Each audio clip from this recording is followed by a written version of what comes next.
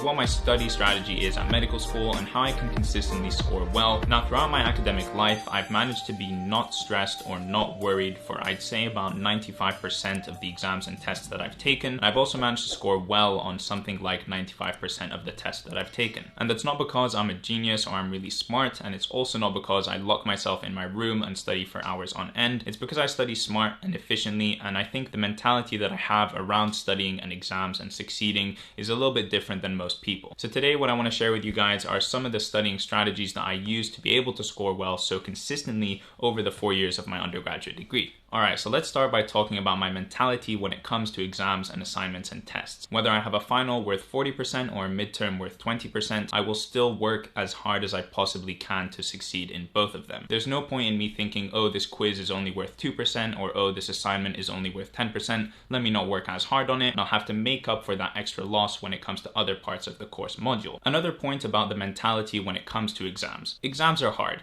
Exams take a lot of time to study for, and it can be stressful. But the truth is, after I've spent a couple of weeks preparing for an exam, I know that I've studied my best. I've put in the hours and I've put in the effort. If a bunch of questions come up that I've never seen the material for before, that's life. And if I don't do so well, that's okay. I've already done everything that I can in my power to put myself in the best position to do well. If I don't end up doing well, that doesn't mean that it wasn't worth it, all the work that I put in, and that doesn't mean that I didn't make the right decisions when I was studying. That mentality of knowing that you're doing what you can, you're putting in the effort, you're putting in the work, is what helps me de-stress and not worry about upcoming exams. So when we have an exam at the end of the year or at the end of a semester, we'll usually have somewhere between 1 to 3 weeks off from school in order to study. During that time, of course, I study very, very hard and I do a lot of work. However, in reality, I've actually been working towards studying for this exam from the very beginning of that school year, and that's because I take my notes every single day. Whether that's for lectures, tutorials, workshops, whatever it is,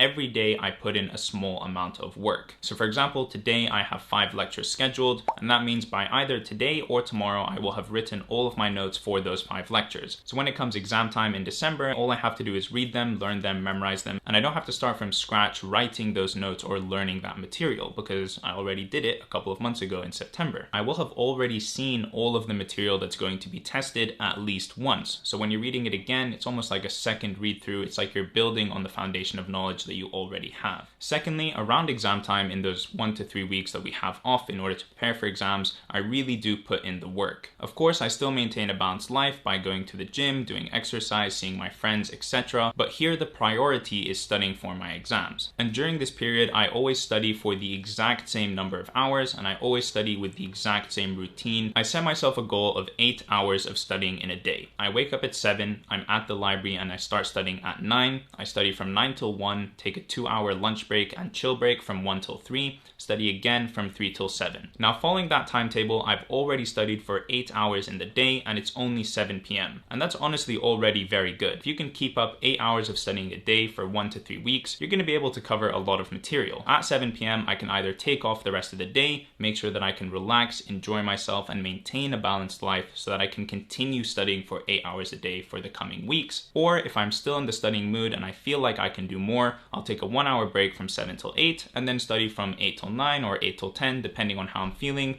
or how close I am to the exam or how much material there is left, etc. So this structure that I have, this consistency that I have when it comes to studying for exams is something that's very, very beneficial. It's almost like a guaranteed fact of life that I know around exam time, this is the routine that I'm going to have and this is how much studying I'm going to do. And that really makes it simple for me. It takes out all of the stress about having to plan when I'm going to study, having to plan my revision timetable, etc. I know that it's always going to be the same, and that's just how it's going to be. And before we move on to the next tip, I want to give a quick shout out to the sponsor of today's video, Skillshare. Skillshare, of course, is the online learning community with thousands of classes covering lots of different entrepreneurial and creative skills. The premium membership gives you unlimited access so you can find the perfect community and classes for you. I've personally used Skillshare in order to improve my editing techniques for videos like this and also teach me more about the YouTube algorithm, search engine optimization, and everything like that. Whether you want to learn a new skill or you want to explore your own creativity, Skillshare is the perfect place to continue learning. Skillshare is also extremely affordable, with their annual subscription being less than $10 a month. It's a service that I personally use, a service that I've actually found useful in improving my skill set, and because Skillshare is is sponsoring this video. You guys can get a 2-month free trial by clicking on the links in the description down below, and you can learn more about Skillshare over there. Anyways, on to the next tip. Now let's talk about studying smart and studying